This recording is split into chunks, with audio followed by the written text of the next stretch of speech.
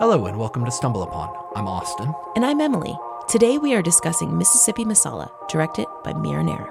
As always, there'll be plenty of fucking spoilers. But if that doesn't scare you, the milk consumption in this film should. So keep your eyes off the road, because you never know who you'll run into. This episode brought to you by Citywide, now streaming on Amazon. Rent or purchase tonight. Host a movie night. Invite all your friends over, and know that every dollar spent on supporting indie filmmakers like us helps us make the next sapphic indie. So you were reading an article a couple days ago that had some ties to the film, or ties to like the narrative behind the film. Yes, I was reading an article in the New Yorker called The Oligarch's Son.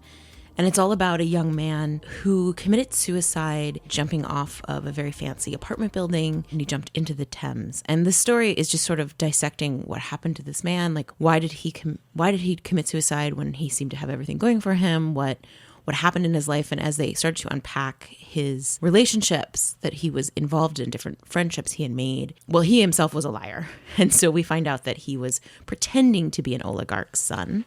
But also we find that he had made friends with a man whose father had been kicked out of Uganda for being Indian, of Indian descent. And I thought that was just so interesting because we were just watching Mississippi Masala and we were discussing doing it as a podcast. So I thought it was really interesting to have this moment happen. Yeah, this real life tie. Yeah, this person who was kicked out of Uganda by Idi Amin in 72.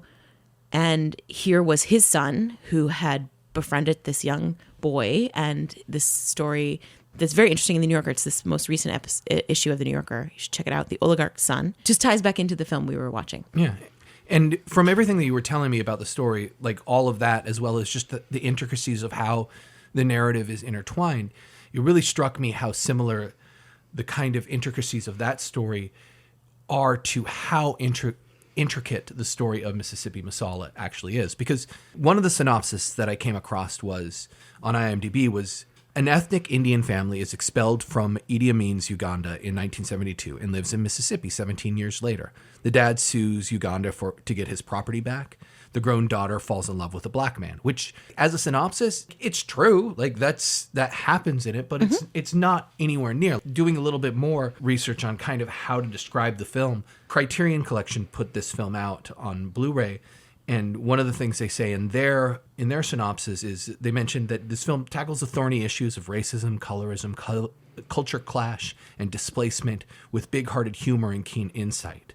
And I kind of feel like that attaches to the whole narrative of this film, the whole flavor of what the film is going for in a really nice manner, because there is so much happening in this film that isn't just the love story between the leads, Demetrius and Mina. And it isn't just the story of Jay trying to get his house back. And it isn't just the story of Kinu trying to find a place in America as the wife of a man who lost everything and whose heart seems to be back in Uganda.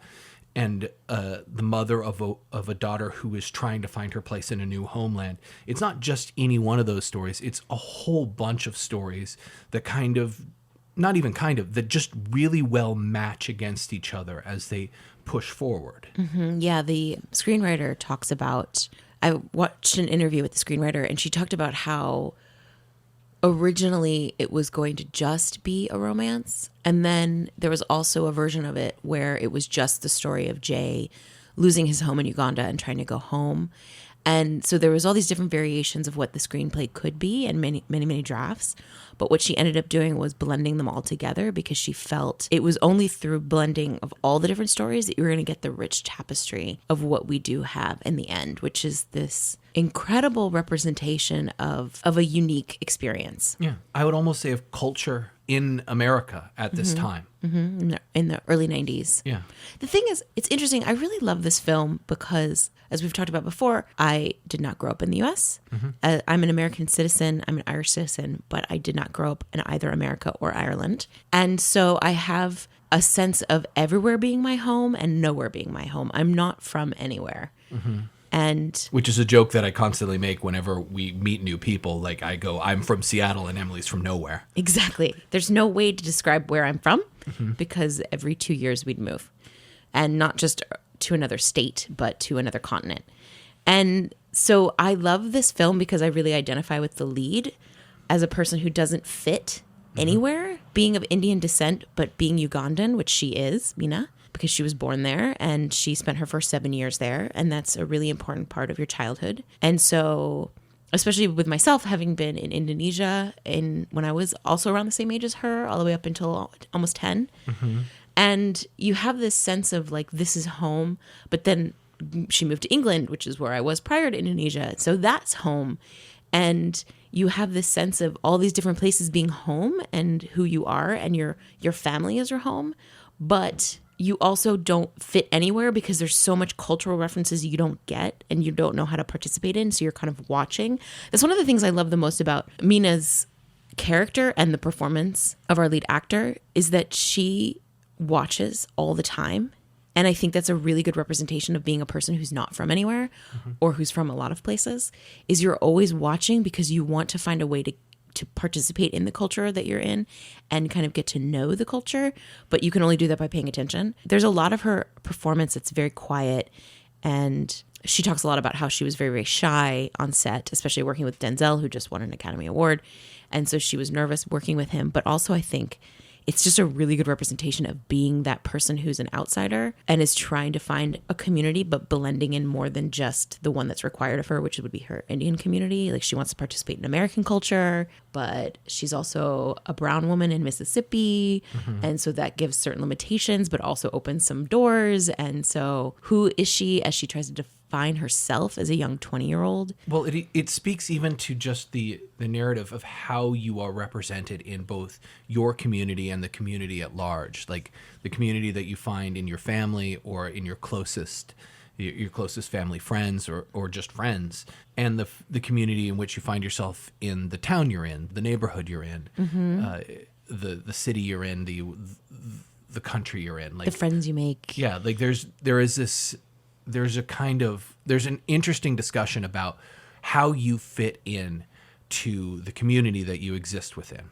In the film, there's a part where how Mina and Demetrius meet is she crashes a car that she's borrowing into the back of Demetrius's van because she's distracted while driving. So their whole relationship is instigated by her running into him. They build a relationship out of the fact that he has an ex-girlfriend who's come to town who is on her way up, and he sees Demetrius sees Mina at a bar when his ex-girlfriend shows up and asks her to dance as a way to kind of not feel ashamed that his place in life, where he is just as a carpet cleaner at hotels, is not as star-making as a musician who is on the ups. And so Also just to make your ex jealous. Yeah, but like he feels ashamed. Like that moment when his ex walks away with her producer and he's just standing there at the bar looking sad and just hurt. Like, it's almost the most vulnerable I've ever seen Denzel Washington look on screen, which is a fascinating thing in its own self. He as an actor is somebody who I don't really see as a vulnerable performer. He actually said that this was the most vulnerable performance he ever has given. And he actively, I think, doesn't want to be that vulnerable again. It makes sense because he is all the swagger that Denzel Washington walks with. And when you think of Denzel Washington, you think of him walking with his shoulders just strutting. Like, he looks like he's important and someplace to go right now. He does have an incredible walk. Often mimicked, but never replicated. Like, he is incredibly vulnerable in this, and it's such an interesting performance. He builds a relationship with Mina based out of this sense of shame in some ways, that their relationship starts from him being ashamed of where he is. And in their first meetings, I find it fascinating that he never really wants to talk. Like, he can't remember how they met. Yeah, he keeps forgetting that they've met before. Yeah. This stunningly beautiful woman. Yes. Because he's busy. Yeah. And it's a wonderfully believable thing. Like, I love the fact that the film takes time with the romance. You were telling me how you came across a review in which the reviewer said that it was a a Romeo and Juliet situation. Actually, a bunch of reviews talked about it being Romeo and Juliet, which I disagree with. Yeah, because they don't fall in love. There isn't a spark right away. It might be a more modern version of Romeo and Juliet in the sense that the spark isn't exactly the spark. So the elements of Romeo and Juliet, it could be an adaptation of that idea that it's two people who are star-crossed and how they find their love together. But unlike Romeo and Juliet, the myth of Romeo and Juliet, it isn't a moment where they're suddenly in love. No. It takes them time. It takes her prodding. It takes going on a little trip together and getting into mischief. Not mischief they create, but mischief that happens to them. Mm-hmm. The film is more interested, I think, in how you can find a person who matches you than saying that matches happen immediately. I think what I like about the movie is that while the romance is a central part, it's not the most interesting part. Mm-hmm. Not to me, anyway. And I like that there's so much going on. There's so much texture that while the romance is exhilarating and is electric and they have excellent chemistry, I'm not necessarily going to come back to watch this movie over and over again because of the romance. Whereas there are some films where that is why you're there. In the mood for love. Yes. Yeah. 100% why you're there. But this one is, for me, more interesting because of the fabulous relationships that are going on around. The dynamic with her father and his heartbreak, his romance with Uganda. Yeah. His heartbreak of losing it, his heartbreak of losing his career. He's an established and elite lawyer, progressive lawyer that has to now work at a motel. He doesn't even own it.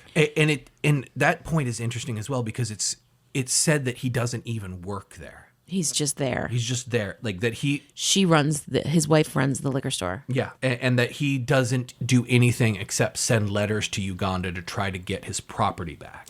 It's one of the things, like you're talking about this as well. It's one of the things that strikes me most about the film because I think the film is just about love. Like that is about love in all of its form. It's love of your partner. It's love of your country. It's love of your family. It's love of your friends. It's love of your heritage. It's love of your heritage. It's all these forms of love that are being kind of discussed and interrogated in different ways. How does heartbreak leave you? Does it leave you paralyzed? Does it leave you wanting more? Does it leave you searching for something else? Does it light a fire? Yeah, I think about Tyrone, Demetrius's best friend, and he keeps talking about being famous in LA, and he's put himself on pause by coming back to clean carpets with Demetrius. And then when shit gets too complicated, he's like, I don't fucking need this. I'm going to go back to LA and I'm going to be famous. And if I'm not famous, I'm going to drive a bus until I am. And that's a progressive action that he takes. He might be he's presented as kind of this lecherous, scummy, shitty man, but he also is somebody who is a realist for what he wants. He wants to date a woman, maybe not even date, maybe just fuck a woman. He wants to be famous. And these are simple things that he wants, that he still is actively moving out towards or moving towards. Whereas he articulates what he wants and then he goes and he tries to get it. Whereas the dad is kind of paused. Dad is totally paused. He's completely frozen. Like you have a man who says that he wants to be back in Uganda because that's his homeland and he doesn't want to die in a stranger's land, which is a heartbreaking scene. It's so heartbreaking. But he's also he's only writing letters. He didn't fight to stay there. And looking at the history of Uganda, he would have died if he stayed there. Which is what his best friend kept telling him. Yes. But he has been paralyzed by his immobility, not necessarily because of his own choices, but because of the choices that were thrust upon him. There's the line that Denzel Washington's character Demetrius has with Mina when they're walking on the beach and they're talking about racism and how you have to pick and choose out of it like a meal or else you'll never eat. And the dad is a perfect example of someone who's never eating. You're absolutely right. It's a film about the heart. It is about heartbreak. It is about love. It is about agony. And I think it is made richer by the complexity of the characters, by the stories that are being told. And one of the things, there's so many things I love about it, but the parallels between the spiritual homeland of India for many of the characters who, I'm assuming most of them actually never lived in India. We know for sure No, wait, maybe we don't know that. We know for sure that Jay and Mina have never lived in India. And I don't know about the rest of the families that they are surrounded with at the motel in Mississippi. But since so many people were expelled from Uganda, we can assume that many, many of them had never lived there. But irregardless of that, the idea of the spiritual homeland being India, a place she has never been, and nor has he, and the spiritual homeland of Africa, a place where Demetrius and his family and his friends have never been. It's just this wonderful parallel of this spiritual place, this spiritual homeland that you don't know really anything about, other than cultures that have been passed to you and taught to you by your family that you're trying to hold on to, and you know they're important to you on some level, but because they're important to your family, but maybe you don't quite understand them. And that's what makes Mina's character so interesting, is she's like, when she chooses, I'm not going back to Uganda. I'm not doing that. What do I do there? I mean, she's not even talking about going back to India. You know, there's just so much. It's so interesting to me because she can't go back to a place she's never been. Right. And then there's that line by the white people. I love that there's no fucking white people in this movie. No consequential white people at all. No. And I know that Mina Nair was told when she presented this to a studio that she was going to make this movie, they were like, yeah, but the main character needs to be white. She's like, any white characters that will be in this film will be waiters, which turns out not to be true, but she was right in putting them in these side tiny, tiny roles. And whenever they did speak, they were just horribly racist.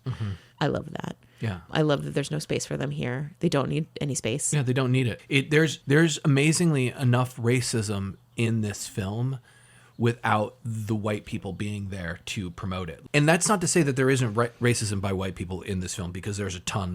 There's Confederate flags all over the place. So much racism. An instilled systematic racism that just exists in this world. And everybody is engaged with it in some way, shape, or form, and it informs everybody. And as you're saying, Demetrius's brother says, we're Africans who've never been to Africa. You're an Indian who's never been to India. And that's like, while that's like a really great summation of those characters, it also doesn't change how people see them. No. They know the irony of what their existence is, even though the world outside of these groups views them specifically within those parameters. And also within each community, there is hierarchy.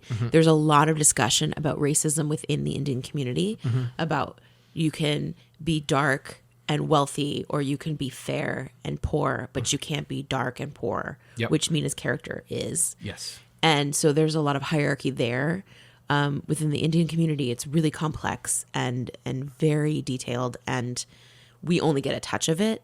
But I like that it's showcased. I think it's fascinating that they showcase so much racism between the Indian and the Black community. As soon as there's kind of cross-pollination, we're like, oh, hell no, we're not going there. Though initially she was very welcomed by his family. Yes. Once shit hits the fan and the entire Indian community ostracized poor Demetrius and his business in the new Mississippi, as he calls it. It is fascinating, the levels of prejudice. Yeah. Demetrius says as well, like when he's in an argument with Mina's father about how we're all the same until something happens and then you act like white folk. Yeah. And it's true. Within the film, there is such a clear distinction between who believes they have more power or who believes they're better than the other people. And it's a fascinating film because Jay says cruelty has no color. And yet he acts as cruel as anybody without any sort of sense of how ironic he's being in his own interpretation of how things work. It is, again, how shitty things happen and then you push them down to the people that you think are less than you. Like he had something shitty happen to him in Uganda and he pushes it down to the next people that he thinks deserve his cruelty. Yeah. It's like, she's trying to break the generational trauma. And that's something that I found interesting as well in the film, like how much generational trauma there is between Jay and his family, between Willie Ben, who is Demetrius's father, and his family, like how there are parallels throughout the film of how these sort of systematic and generational traumas play out. And can I say that Aunt Rose is my favorite character? Yeah.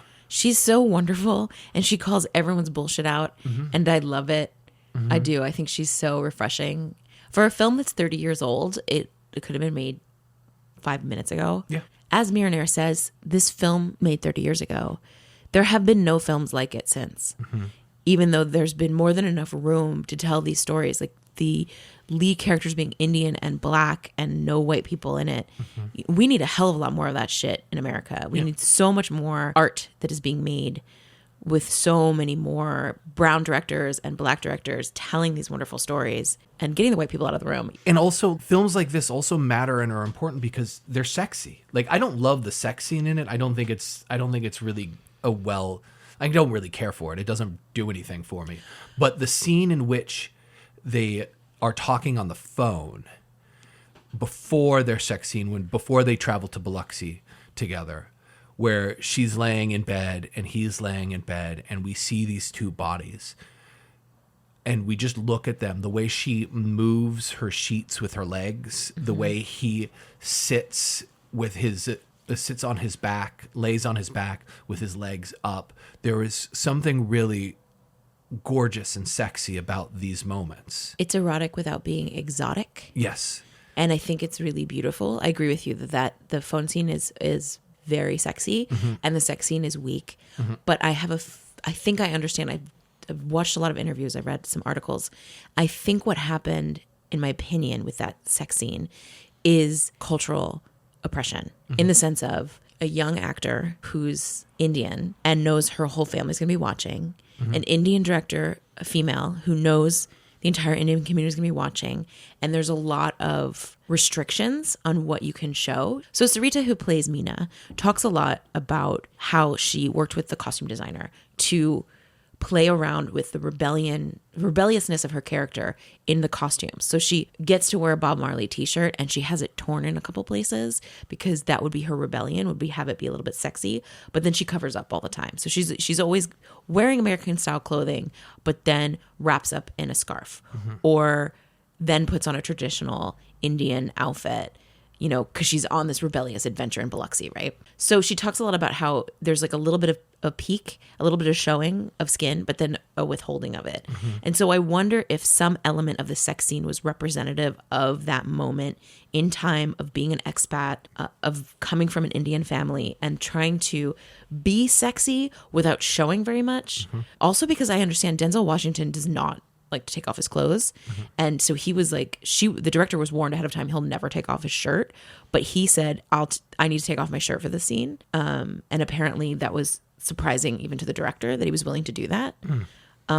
So I think part of the issue, in my opinion, with the sex scene was there were so much restrictions placed on it by culture and the time, being the 90s, and the actors, that there wasn't a lot of wiggle room. Yeah, but like even if you think about the history of American cinema, there isn't a ton of films that show brown bodies as sexy. Exactly. Before this and even after it. I mean, we get some in the 90s like Love Jones and Love and Basketball, and I can think of like Moonlight as a very sexy film. Like there are a handful of films that show brown bodies in space that are sexy. Right. And America has its own problems with showing anybody in space and saying it's okay for them to be sexy without being criticized for being some sort of negative to our puritanical heritage. Yeah. But in specific,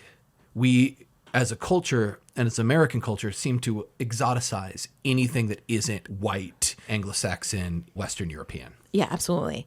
And the idea of having a black body, a naked black body and a naked brown body together in space, like, oh no. Yeah. So it was really important because it didn't exist. Yeah. And I love that it does. And I think that the cinematographer, I think he did a pretty good job with some elements of it. I agree with you that the phone scene was really beautiful and really sexy.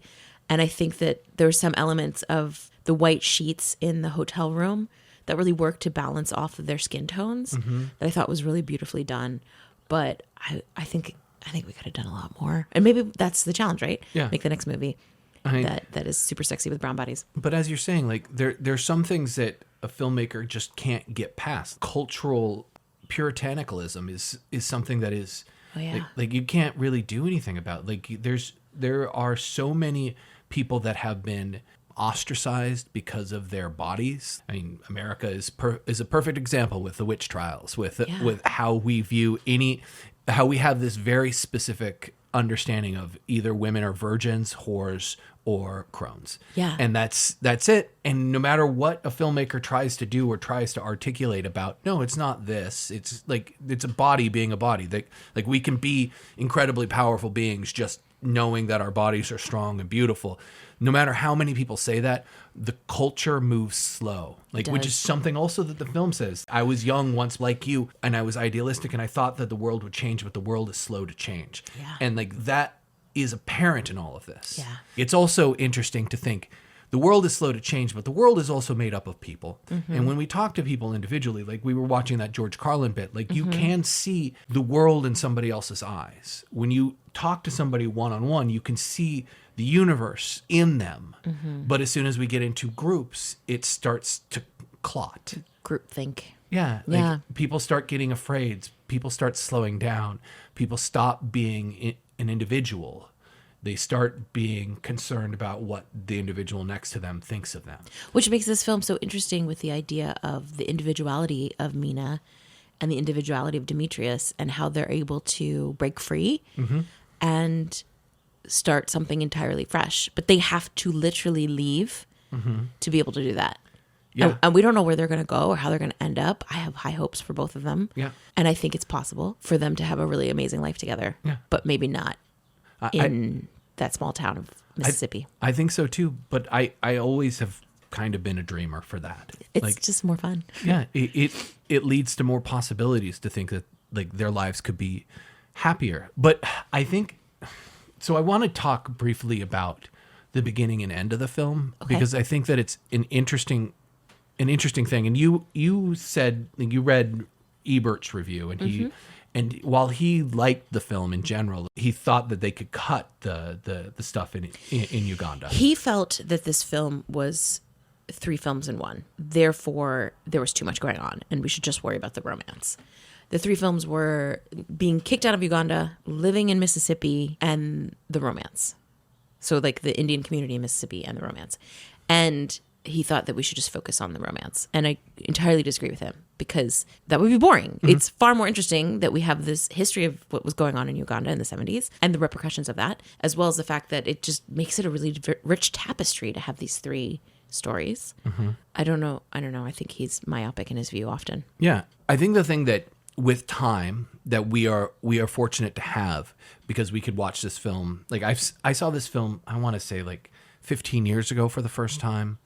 And we've watched it a couple times recently. And I think the thing that I've realized with this is like, and it fits in this kind of wonderful thing about film, which is that like you get to experience it many, many times over your life, and it can mean different things to you. When I first saw it, I think I agreed with Ebert's read of, I don't know why the beginning and end are there.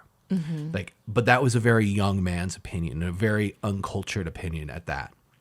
Now, where I find myself in my life now, I look at it and say this film it's integral that we have that beginning that we have, because it places Mina's family outside of the Indian community that they find in Mississippi.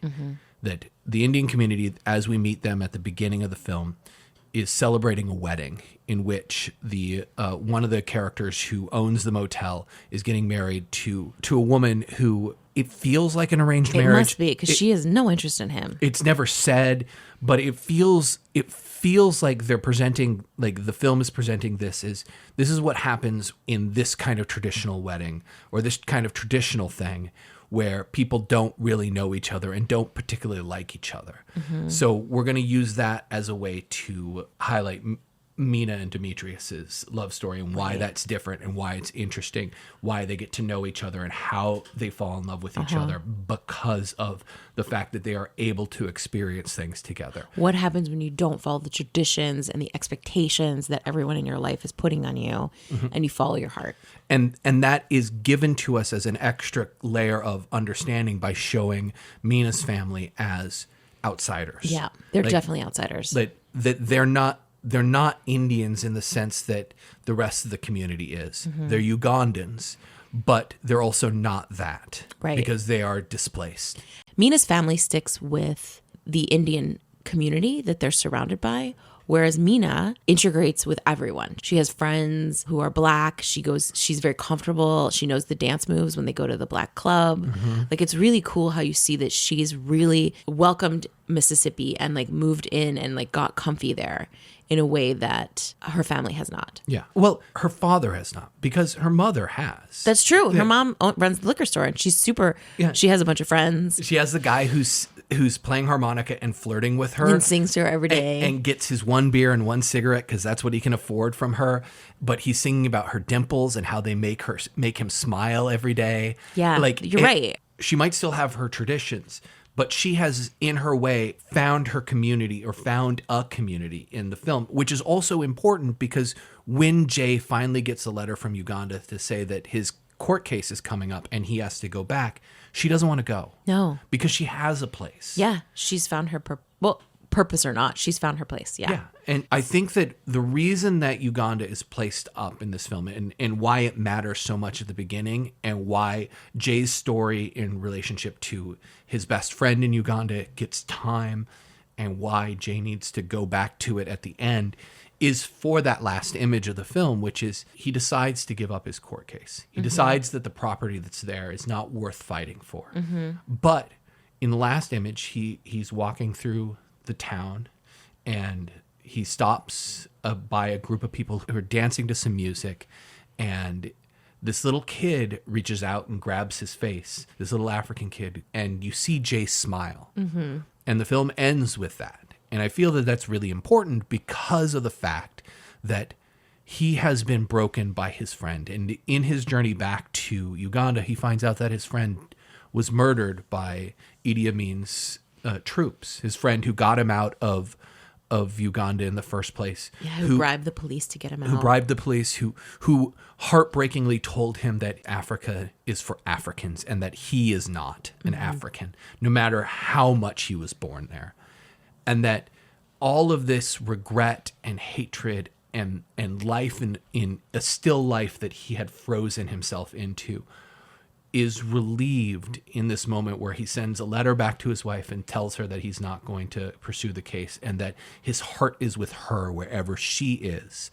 And then this kid grabs his face and he smiles and the film ends and you're just like, fuck yeah, man. Yeah. Like, this is like, that's fucking moving forward. That's fucking understanding where you situate yourself in your life and what's actually important moving forward now. Yeah.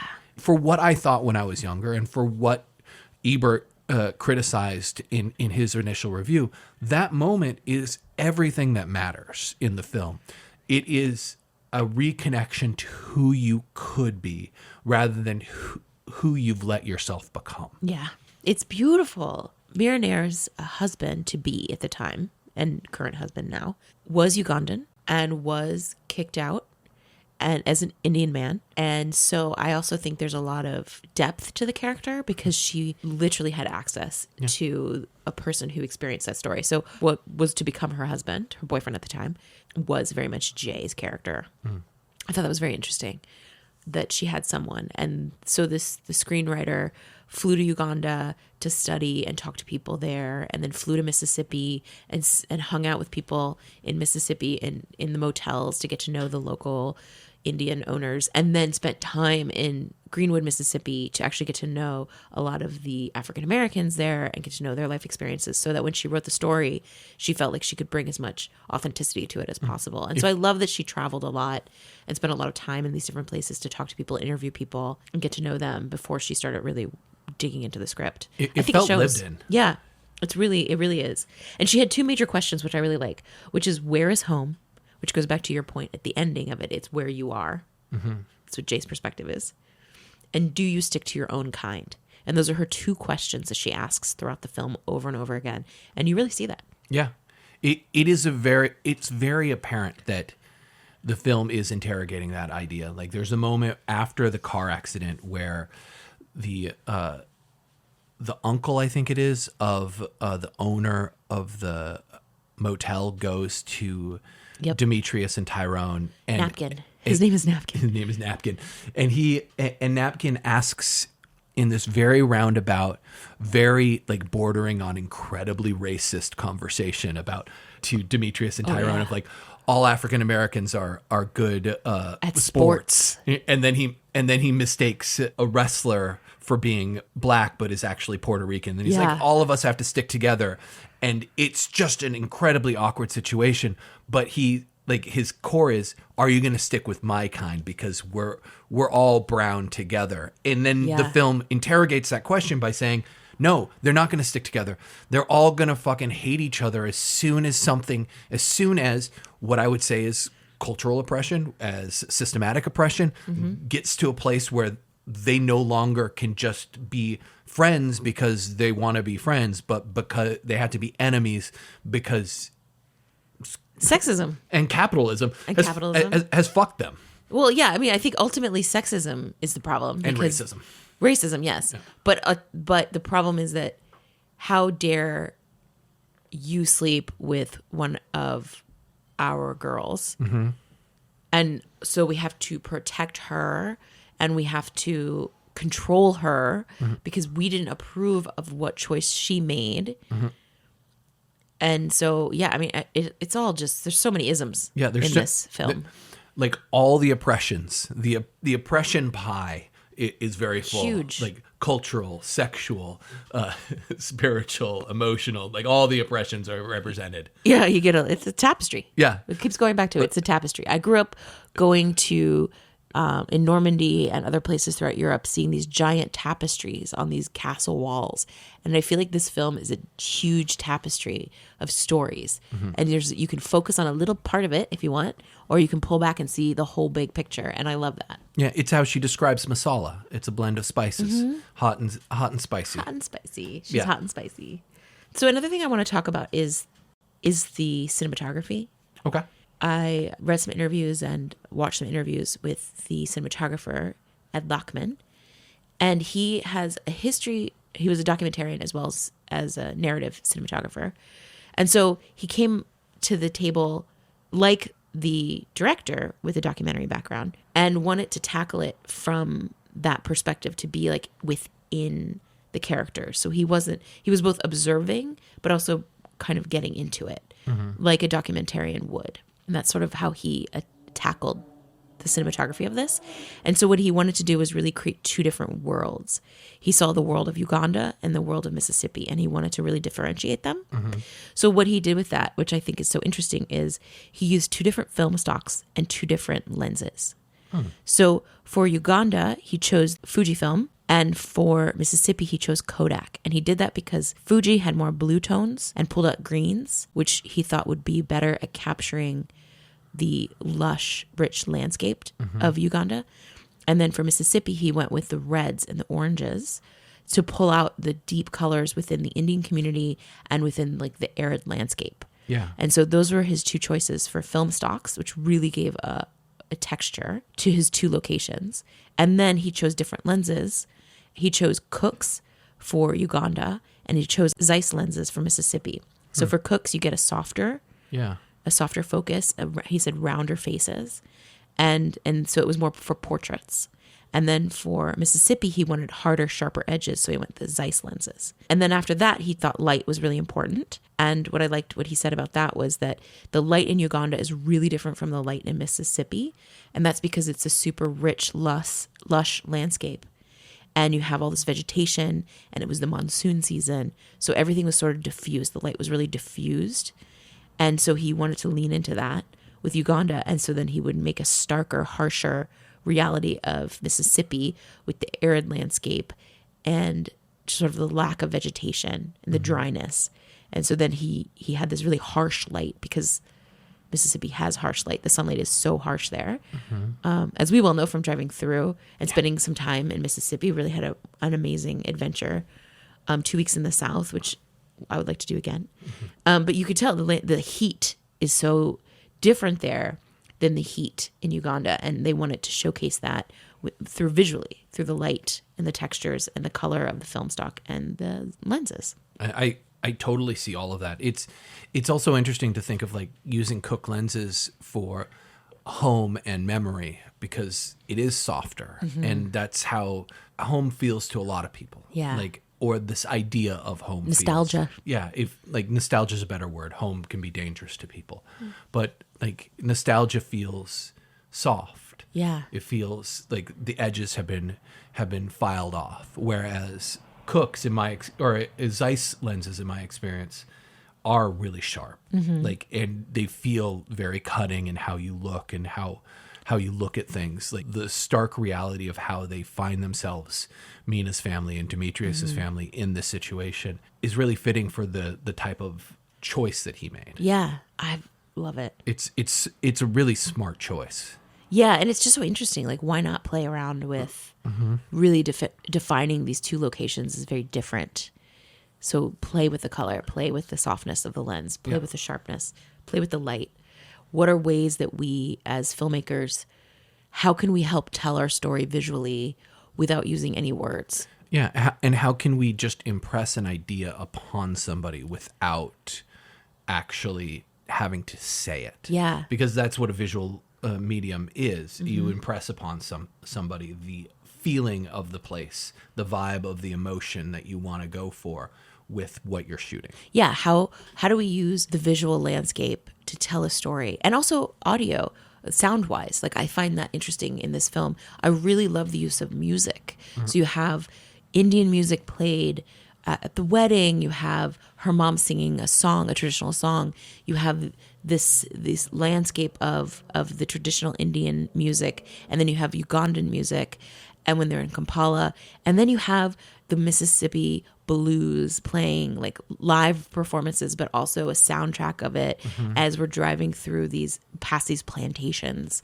And so it's so interesting that the different cultural rich songs that we're hearing to represent these different cultures, and where do they overlap? Where do they butt up against each other? It is an exceptionally well-crafted film because of all of these little things. Thinking about casting choices. So Sharmila Tagore, who plays Mina's mother, is this incredibly famous and important icon in Indian cinema. Like, she was the star of many films from the 60s up through today. She still works. And she's an icon. And she plays a small role in this, but she plays such an important presence. And casting her in that role is incredibly important. Roshan Seth, who plays Jay, was at the time a really well-known actor in England. He had starred in a film called My Beautiful Laundrette with Daniel Day-Lewis, and he was an incredibly strong performer. So you have an icon of Indian cinema. You have this really strong presence from contemporary British cinema playing the parents. For Sarita Choudhury to play against a first-time actor. Like, this was her first film, that she's playing against icons and really recognizable character actors, and Denzel Washington, who we now know is Denzel Washington, but at the time was just Denzel Washington, who had won for Glory and just won an Academy Award, and hadn't done Malcolm X yet, and hadn't gone on the run that he went on. You have this, but he was still such a force to be reckoned with. Yeah, such a presence. And you have Charles S. Dutton as Tyrone, who would go on to star in Rock on TV in America and become a really important character actor here in America. And you have all these really strong performances centered in a way with a first-time actor who, when I first saw her and I first saw the performance, I felt she was stilted. And now I feel like that read was so fucking wrong. Oh, I love her. There's something so spontaneous about how she performs. There's something so charming and fiery and remarkable and authentic. And authentic, yeah, fucking authentic. She feels like a 22-year-old who doesn't know anything yet. She feels like the person who would make the choices that she makes. Yeah. The importance of casting in all of these other things, along with lens choices, along with how the sound of Africa sounds different than the sound of Mississippi, the birds that you hear, the world that you see. It's such an incredibly well-crafted film in all of its elements, from costuming to casting. Absolutely. And Sarita, who plays Mina, is a first-time actor. I want to make a point about that. This is literally her first performance as an actor. But what's important, I think, to mention is that she just finished film school. So she was studying to be a filmmaker. I don't know what element she was studying to be. I don't know if she was wanting to be a director or cinematographer or what, but she had no intention of being an actor. She went out for the part that she heard about simply because she wanted to be in the room with Mira Nair. She wanted to get her coffee, do whatever she could be to be on set and learn from her. And so I find it interesting that a person who was very passionate about cinema, was a cinephile, and had been studying critical theory and loved the art form, is the one that steps up and gets to be this character who she, as she says herself, Sarita says herself, it was me. Like, these were all me. Like, I didn't grow up in Uganda, I grew up in England, but this is who I was and who I wanted to see represented on screen. So getting an opportunity to play that was amazing. And I love that, because I love that she wasn't an experienced actor, as you said, but she came from the experience of living that person. So blending her with all these incredibly talented people was such a great idea. Yeah. I think I'd like to try that ourselves in one of our next films. It feels like a really smart choice. Like everything in this film, like a really well measured and intelligent choice. Yeah. And their chemistry was amazing. Yeah. The one last thing that I will say about that, and what Sarita Choudhury is saying, is that it is, again, an absolute imperative of how representation matters, because she needed to see herself reflected in this. The screenwriter wanted to show these locations and have them represented as themselves. It's not just a simple idea, representation mattering. It's a very complex thing. It is an organism unto itself, and all of the tendrils that go out to make sure that all the things that need to be represented, the history of Uganda in this film, the history of the African American experience in America, all of these things need to be represented so that people can see themselves and make changes in their life if they need to become the Jay that they want to be. Yes, what you're saying is it's a lot of fucking work. Yeah. It's a lot of work to have representation actually represent it. And what I would say is, it's not just a lot of work, but we're fucking making films, so it's already a lot of work. Yeah. It's a lot of work to make a film, and then it's even more work to do it properly. And yet, when you do, magic happens. I would almost say that it's not more work, because we're already doing work. We're creating characters. We're like, we shouldn't be shorthanding how we create a character. We shouldn't be shorthanding how we create the costume or the place. Like, those things already exist within the world. Like, if you're making a Marvel movie, you're making up a landscape that doesn't exist. How is that any different? How much work goes into that is not much different than learning what landscapes already do and what people already are. I agree with you. I agree with you on that. I think if we already can establish that making a movie is a shit ton of work, which it is, no matter what budget you have, having representation actually represent it in an authentic way with proper homework and research isn't any more work than it is to create a fake world for Marvel. Having said that, because you're going to be fighting the status quo, you have to acknowledge that it's going to be more work in the sense of fighting for it to get done. Yeah. Because the powers that be are not interested in anything but that which makes them money. No. But we don't care about that anyway, because we aren't going to be represented by anybody anyway. So we're happy to make the representation matter. Yeah, we'll happily be poor. Yeah, we already are. So, I mean, it's what I do think this, we worked really hard in Citywide to have an extremely diverse cast, to have queer actors playing queer roles. We worked really hard. It would have been very easy to cast that film as a bunch of cis, white, heteronormative people. But we were like, no, that's not how it's going to go. And so we spent the extra 6 months to properly cast it with the right people in the right roles. And I think it is a far superior film. And it has a much richer tapestry because we didn't just make it cis, white, heteronormative people. Yeah. The thing that I find endlessly fascinating about Mississippi Masala is that I relate to so much of it. Like, I know that I don't have the same histories as the people presented in this, but I feel seen in a lot of the troubles that they have, a lot of the struggles that they're going through, a lot of the issues that they have created both for themselves and find themselves in. And I find that really heartening in a lot of ways, to be like, I see myself in this film. I see my story told differently, but I see elements. I can pick them out, and I can learn from this. And I love that about cinema. Yes, that's the magic of cinema, is that it can be such an empathetic machine. It can be such a means to connect people, connect worlds, connect so many different cultures if you are open to it. Yeah. So Austin, do you have anything you want to recommend to stumble upon next?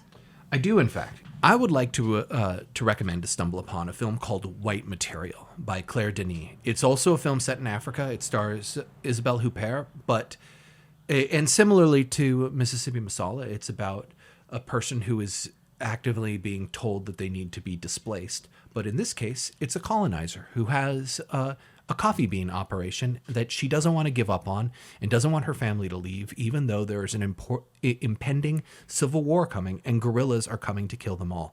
And it's a fascinating conversation about one person's crazed belief that they should still should have the right to the land that they have in a place that no longer wants them, in a place that they have colonized, and they don't see themselves as a problem because they have friends who are Black. It is a fascinating film. Very different perspective than Mississippi Masala. And Claire Denis, who has made numerous films in Africa and lived herself in Africa when she was growing up. Yeah, she grew up there, right? Yeah. In South Africa? And not South Africa, just Northern Africa. Oh, she was in Northern Africa like me. Denis was born in Paris, but she was raised in colonial French Africa. So she lived in Cameroon, Senegal, and a lot of different other West African countries. Okay, she was in West Africa. Yeah. Gotcha. Not like me. White Material is a really fascinating film. It's a really harsh film. It also has an incredible story about the DP who usually shoots for Claire Denis wasn't able to do it because her mother was passing away at the time, so she hired a different guy, and then all of their lights and shit got confiscated by the government. Ooh. So they had to find a new way to light everything because they only had a short amount of time that Isabelle Huppert could be on set. Wow. And so I believe they lit most of it by candlelight, and they all the night scenes. They had to find a different way to make the film on the fly while they were there. That sounds amazing. Claire Denis is an incredible filmmaker who's still working today. She recently made a film with Robert Pattinson. She is the person that I point to when people say, well, women can't make harsh films. She makes fucking harsh as shit films. They are violent, they are mean, they are incredible, and they always have a really interesting perspective on the world. Yeah, she's a wonderful filmmaker. Emily, do you have something that you would like to recommend to people to stumble upon? Yes, I would like to recommend to stumble upon next Chantal Akerman's work, specifically her short film called News from Home, which is part of a box set that you just gave me called Chantal Akerman's Masterpieces, 1968 to 78. She's a Belgian filmmaker, so obviously I love Belgian filmmakers. As a filmmaker, she really, really takes her time. She really likes to just set on moments and just watch them. She just wants to watch things unfold. She's not necessarily looking for a big story. She's not looking for plot-driven narratives. News from Home is her reading the letters from her mother when she moved to New York. So it's New York City in the 70s. You get a lot of shots of the subway. You get a lot of shots of the streets of New York. It's just these long shots of nothing really happening while over top of it, she's reading the letters from her mother. I just recommend it because I think too often we all watch movies that are very action-packed and have a lot of things going on. I mean, we just literally talked about Mississippi Masala where there's so much is happening in it. But what happens when you stop and you just let a story kind of wash over you and what do you notice? What is being put out there for you to critique? What is being put out there for you to pay attention to? You know, what does the subway look like in the 1970s versus now in New York? What do the streets look like? What do the cars look like back then versus now? What are people wearing that they're not wearing now? What are people doing during the day? Whereas now everybody's walking around with a phone in their hand. Are they sitting there reading the newspaper? Are they reading books on the subway? Are they talking to each other? I don't know. It's just, I like it because it's both a mixture of a documentation of the time as well as it's just being present. And so I'm interested in that for myself moving forward, doing a lot more work that's really the quietest moments of the day. So get your hands on her box set. If you can't get your hands on her box set, News from Home I've seen it on YouTube. And it's also streaming on the Criterion channel. There you go. Yeah. So definitely take a look at her work. Chantal Akerman, highly recommend just about anything. But I don't know. It's something about News from Home that I really like. Yeah. I've always appreciated about her work how it feels like what existence feels like to me. Like there's just, it's not a heaviness necessarily, but there's a weight to the monotony of life. Yes, there's a repetition that we all exist with that isn't glamorous or fun. I was in a conversation with my hairdresser yesterday about an element of this. Like we were talking about how the best thing about traveling is that you have the epiphanies about your life at home that you want to change when you're somewhere else. And I feel like that is something that Chantal Akerman does really well with her films. Is it shows you through its monotony, through its repetition, these things that you can see in yourself and go, oh, that happens to me. Maybe I should change it. It's an active work of therapy in some ways to me for like the way that she presents those elements of her films. Yes, I love that. I like that interpretation of travel, the idea that it's a resetting, it's a reevaluation, it's a restart, like a hard reboot. What are things that you want to change? What do you want to focus on? I absolutely agree with you. I think that's so much of Chantal Akerman's work. It's so meditative. One of her films, let me go back, La Chambre, which means the room, it was shot in one of her friend's apartments in New York. It's an itty bitty tiny apartment, as New York apartments are. And it's super messy. And you're just spinning. The camera's just spinning over and over again. And just look, you just get time to look around the room. What do you see? What is happening in the space? Is anything happening in the space? What are the judgments you have? What are you thinking? And what are you critiquing? And what are you asking questions about? And now what are you thinking about? As you're seeing this same room go around in a circle, around and around, what are the thoughts that are popping into your head? I find that stuff so interesting. Yeah, it's an active meditation. You are activated to think thoughts while you watch this meditation on this moment. It's not entertainment, it's art. I think entertainment is your brain turns off and you just kind of watch something. All Marvel movies are entertainment. And they can be really good, like a lot of the Mission Impossible films. Yes. Like, they're just fucking entertaining. I love it. Yeah. I have such a great time watching Tom Cruise do crazy stunts. He's an extreme athlete who happens to be an actor. Yeah, it just lifts a different part of your consciousness. Yeah, and I think that's important. If you are passionate about films, make sure you put yourself in the path of artists who are stretching your brain. Yeah. Who are what? Different, yeah, who are stretching your brain, who are making you uncomfortable because maybe you think it's boring at first, or because you don't know what's happening, or you can't define it. So, yeah, check out Chantal Akerman, check out News from Home, watch everything. Yeah. So thank you for spending time with us today. Yeah, it was a pleasure to talk about this film, this beautiful fucking film. We hope you enjoyed Mississippi Masala and that you watch it a bunch of times. There's so much to pick from and to enjoy. And we would love to hear your thoughts. So please reach out to us on Instagram or TikTok. We are at Fishtown Films.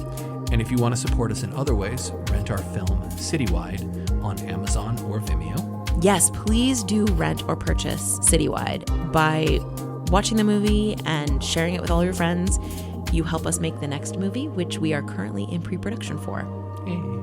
So thank you so much for spending time with us today. We look forward to the next film, which we will reveal on Instagram. Just pay attention to the stories, and we'll tell you what we're watching next. Thank you very much. Bye. Bye.